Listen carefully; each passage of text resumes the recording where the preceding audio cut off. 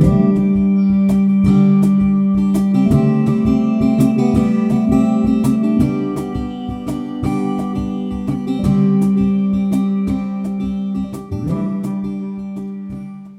do people mean by the phrase Mother Nature?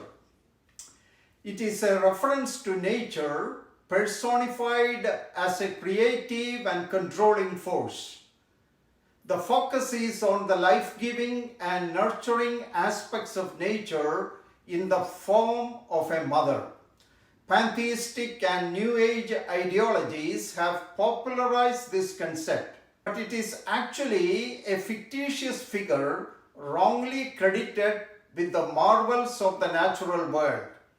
The created order and the marvels of nature are the marvelous handiwork of the Father God, who is the creator of all. The material world does not have a mother, it has a creator. Mother Nature, that concept reflects the worldview of our secular society that tries to marginalize or eliminate God from His creation.